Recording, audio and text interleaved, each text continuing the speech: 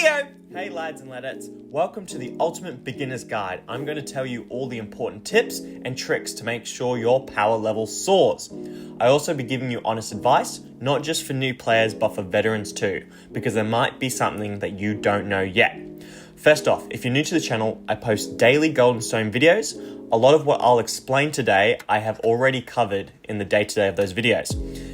This guide will dive deeper into why I do the things that I do. Let's start off with some core concepts. Free to play versus pay to win. I know most players don't want to spend money, so this guide is mainly for the free to play players. The main difference between the two, pay to win players just rank up faster and get higher power level and just unlock things quickly if they spend correctly. And yes, in my opinion, there is a right way to spend money in this game.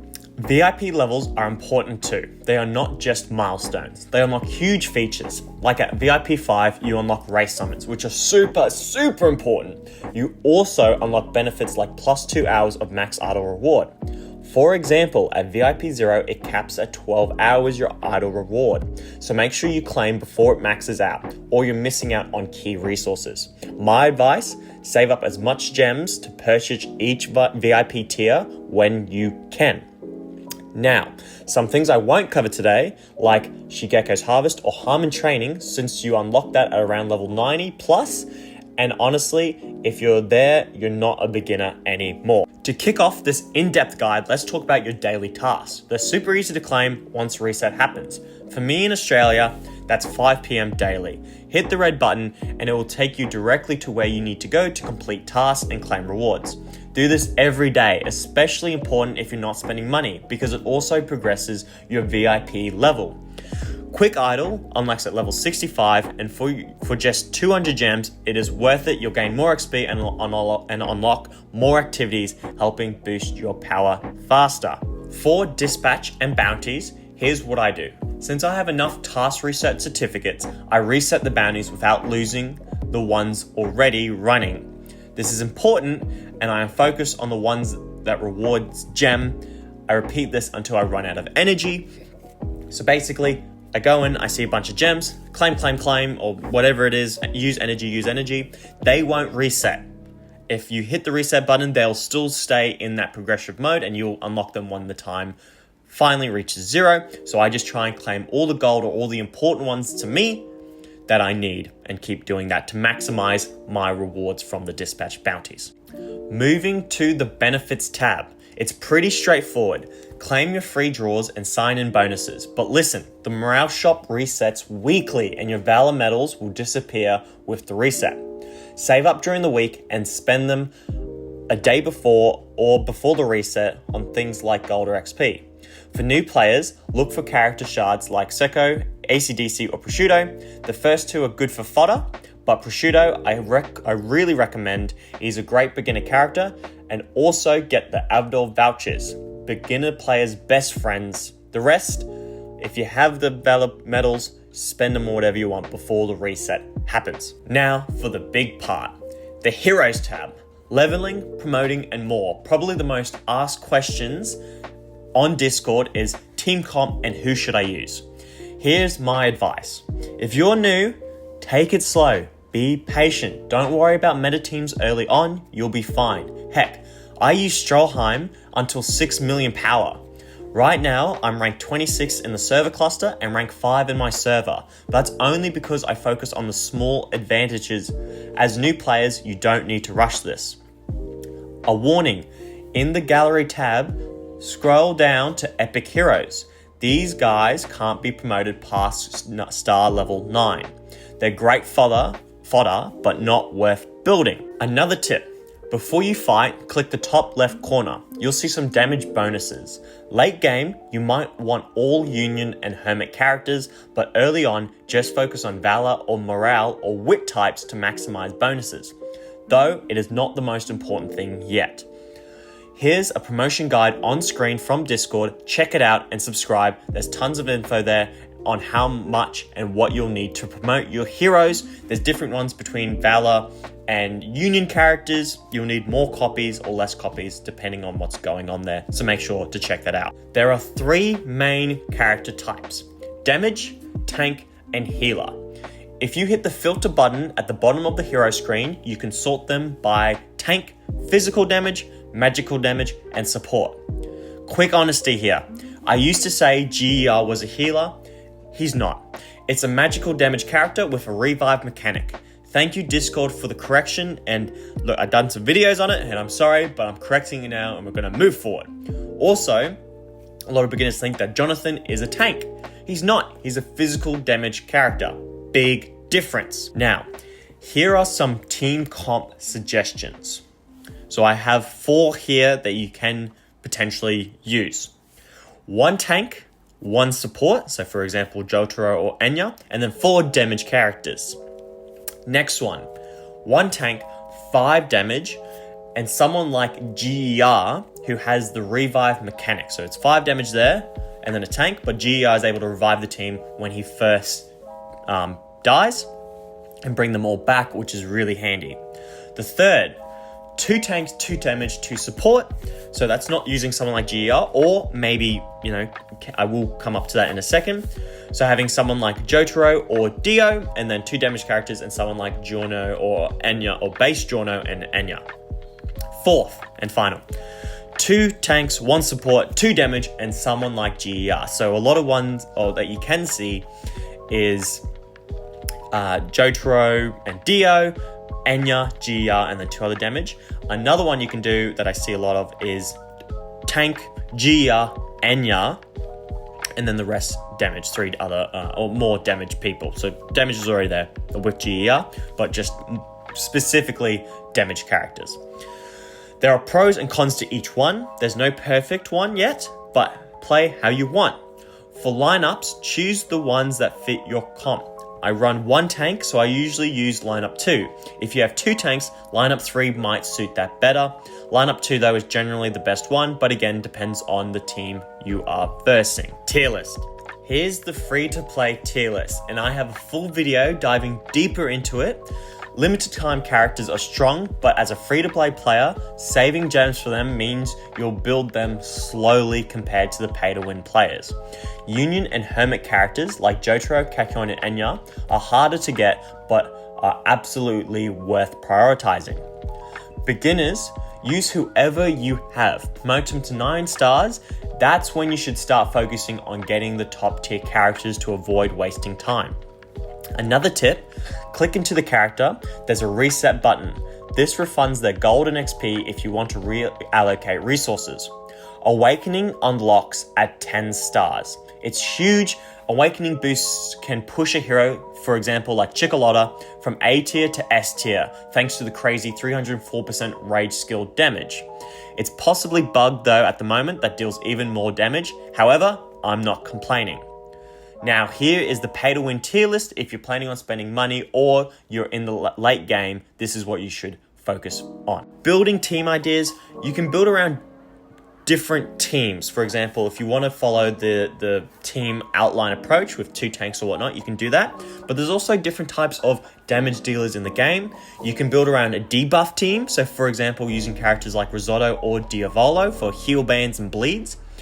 Or you can do big AoE damage team, using someone like Kyochi for armor break and Kakyoin for crit and huge damage. You can also use people that single target. For example, in that team of debuffs, you can have someone like Cars to really focus on a single target. Personally, I love AoE, but I like to experiment with debuff builds in the future when I can upgrade them. Now, let's move to the wild. Dio's big man Dio's mana. Power through as much as you can here as possible. Higher floors give better rewards, but also you get the daily rewards get better. Right now at floor 548, I get 50 Ascension Stones, 165k gold, and 164 XP daily. That, for doing nothing and getting a daily, is really helpful. A tip, if you lose a battle, hit it again. Sometimes trying to do it 10 times, just keep hitting it, can get you through. Also, don't quick battle if you're struggling to win and you're not getting through those 10 resets. Manual battles can swing it in your favor with better crits or dodges, stuff like that. So just make sure that if you want to get through, just don't hit it once and be like, oh, I failed. Just keep doing it, and maybe you'll be able to get through. Sometimes you won't, but then at the end, do a reset of it. Try and do a full run through. Don't quick battle it, and maybe you might be able to skate through, or you can see where you're falling short. Maybe you're really getting destroyed, or maybe not so much, and maybe you can just get a win out of it. Gladiator, Arena, and Heaven's Path are pretty straightforward. Just battle lower players and climb. Just to let you know, I had 10 million power before I was even to get into Heaven's Path 6. And I won't talk about the Realm Raid because that is way late game. Fish as much as you can. In the bay, in the fishing tab, every 3 hours you get 30 new chances. And when you start it, when the new event starts, you get about 120 chances to fish. I still use fish from the first bay area because nothing better has come along stat-wise. It's a bit of a... I think there is ways in the Discord to maximize it. I will make a full in-depth video about this later on, about fishing, I promise. But I feel like I'm still low in it because I didn't fish for a while, and that was my bad because I missed out on a lot of chances to gain power and also good items. So if something comes along, definitely replace it. But also, fishing boosts your power a lot, so maximize it. Also, upgrade your tank and rod with coins you get from fishing, or the daily task, or selling fish. Each in the gallery section here on screen. Max these out when you can, because it goes to a maximum level of 5, and it gives you a huge boost not only in power but also in general, because with your attack and HP, but also skies that power level, which is awesome to see. Other activities like Shigeko Harvest and Egyptian Treasure is pretty straightforward. However, in the Lemongrass Garden, I would take the time to spend the 400 gems to get the bonus rewards. Also, if you're close to leveling up, wait to claim rewards after you've hit that level, just for a bigger and better payout. So if something's at 5 million power, but you're at 499,999, try and upgrade your power, level up a character or something that you can, just so you can upgrade it and get that new tier. In Ancient Arena, it's bullshit. It's really tough. But I would do the free 5 battles and then pay the 20 gems for the 6th battle, because it rewards you with the daily tasks with 50 gems. So you're just gaining a net 30 gems from them. So do that. Always participate for 6 battles. And worship your fellow players daily. Those friendship tokens and even coins you get adds up over time. But Ancient Arena, so rubbish. Sometimes you'll soar, sometimes you won't. I don't think I've ever reached gold rank in it. I'm just stuck at silver. One of the comments I've had in the past, and I've shown on the daily comment screen, is that silver is purgatory. Now moving to the town. Let's talk about spending your gems or money wisely. Time events under total recharge on the left hand of the screen. Track how much money you have spent within a time window, usually 4 days. Hitting different thresholds give you rebates. So for example, spending $150 today can get me a Union/Mythical Hero chest and 5 Abdul vouchers. If you're going to spend, time your purchases for these rebates. I bought 2 GR tokens, and that made me, or character tokens, and that made me cross the line to the $150 mark to maximize my rewards there. So if you're there and you're only going to spend $20, but then you're thinking, oh, I might spend $150, however much money, then do that. But if you're just going to buy one thing, doesn't really matter, because you're not going to maximize those rebates then. But if you're thinking I want to spend $500 on this game, then in the setting or within that time period, because if you spent it the one day and then you thought you're going to spend, you spend $150 one day, and then that rebate resets, usually 4 days, to the next one, then you're going to miss out. If you spend another $100, you're going to miss out on these rebates when you could have got $200 worth of rebates instead of $100. That's what I mean about, I believe there is a right way of doing it, and that's so. Unless you're just a baller, then buy as much as you want. And with, if you do skin purchases for $50, $20, just do whatever you want. I just do $150 just because the maths works better with the rebates on that one. But yeah, if you wanted to buy a skin or anything like that, more than happy to. There's some 6 skins in the game. And it also gives you a little bit of a bonus when you apply the skin or get the skin. Now, how I would spend my gems. Now, I'm not a free-to-play player. I've always had gems to spend because you buy gems and I'm able to buy get wish characters, stuff like that. But if I were a free-to-play player, what I would prioritize with gems is VIP upgrades. Next, save for wish summons, especially for unit or hermit characters. You can do limited time characters, but you just remember you're going to slowly get them because they come basically every 2 months, each different character.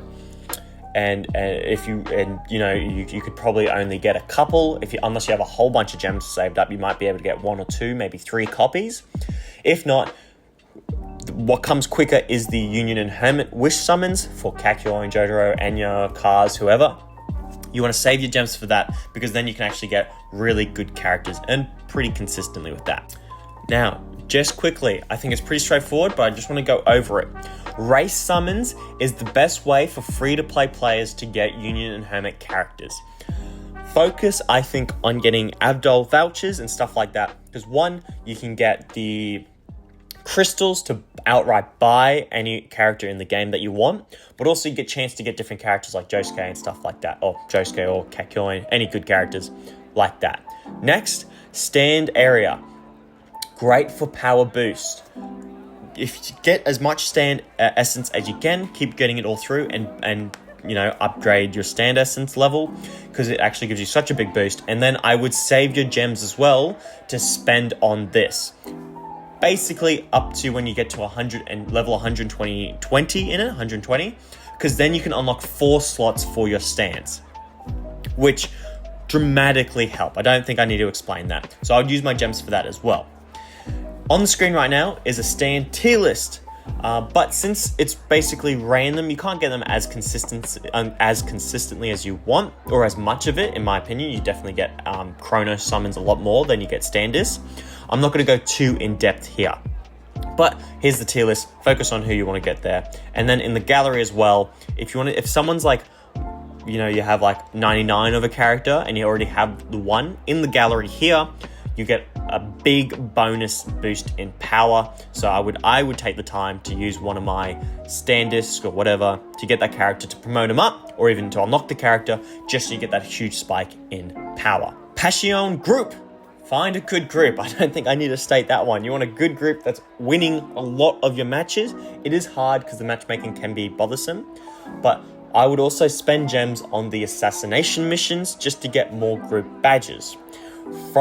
Do, of course, your wish and give people the wish tokens. I forget what it's called. Make sure you help your team out because it'll be better in the long term.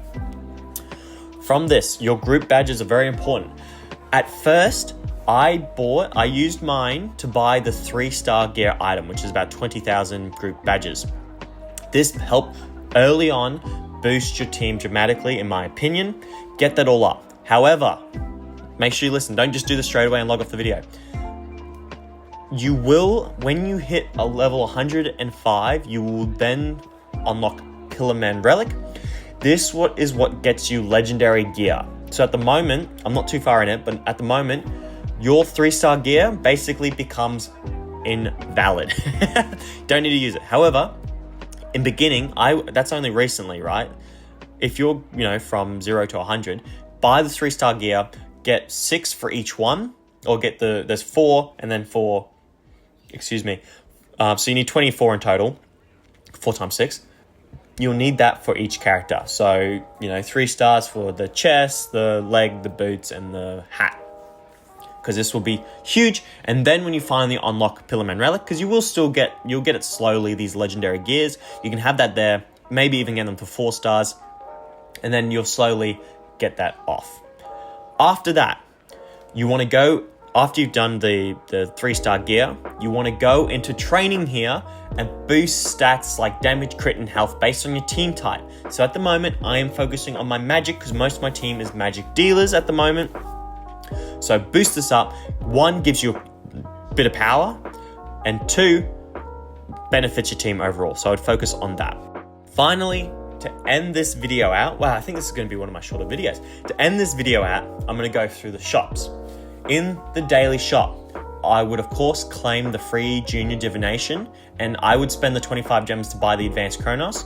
The main thing here I would focus on, if you have the gems for daily players or even, late game players, I would spend the 2,000 gems if you have it. Don't have to every day, but if you have it, on the Abdul vouchers, just because the Race Summon shop is so handy. You don't have to do it by any means, but that's what I would mention to you to buy. Out of anything in the shop, do that one. In the secret shop, don't spend gems unless you have a lot. I don't think there's a point in the secret shop because some have gems, but also if you refresh it, there's a chance for them to you can just buy with gold. So just refresh and use gold for stuff like Basic Awakening or Ascension Stones. Chariot shop, only use the free refreshes here. I wouldn't spend my gems on any tarot cards unless you're a pay-to-win player and you have the gems. But I would look for cards specifically like the Fool for the physical combo emblem, which is fantastic, or Shaman that boosts your magical, and I forget what the physical one is, but Shaman boosts your overall damage for a character. Super, super good. Hero shop, buy what you need to promote. For me, at the moment, it's Jotaro, but if you have Dio or Cards or Risotto, buy them. If you're in a dire situation where you want to promote your team, like for example me, if I want to promote one of my characters up, maybe I would buy Josuke to use them for promotion fodder. However, whoever's in your team, if you're going for Union or Hermit characters, go for whoever. Arena shop, Avdol vouchers early, and then Awakening, Advanced Awakening late game, because Avdol vouchers are king, but Advanced Awakening, I think this is pretty much the only way to get the Advanced Awakening. World shop, this is from Morio Adventures in the tab. Grab Kyochi or Bujarati, but honestly, whoever you need if you're using the other characters there. But for me personally, Kyochi is fantastic, so I'm going to go for him. Domain shop, mainly late game once you have unlocked Heaven's Realm. Pick what you need, like gold or awakening materials. Just whatever you need in that shop. Race shop, the best shop in my opinion in the game, especially for free-to-play players. Get top characters like Kakyoin or Enya or whoever's you're promoting up if you want Dio stand or whoever like that. But this is like the only guaranteed way to get this stuff. Encounter shop, grab fodder characters, for example, like young Dio, or if you have the coins, spend it on strong characters like Jonathan or Abdul to upgrade up, because you can get these guys, you're going to be able to promote them, but be able to buy them, promote them, so you focus on them. Aquarium shop, save for silver emblems and convert, and then eventually you'll be able to convert it to gold in the blacksmith, and then eventually platinum. I don't think there's anything else unless you need this stuff like really dire. Don't need to buy anything else in my opinion. Harvest shop, I would focus on Stand Arrow shards for consistent gains in power, but also to get them up, because they actually promote your power dramatically. And or anything else in it like relics and stuff like that to add, or artifacts, to add to your characters. It's really, really good shop. It has pretty much everything you need in it. It just takes a little bit to gain the dosh to unlock this stuff. And then finally, relic shop. This is very far in the game, but save it for legendary gear shards. Once you have legendary gear for all your characters, then focus on refining or enhancement shards.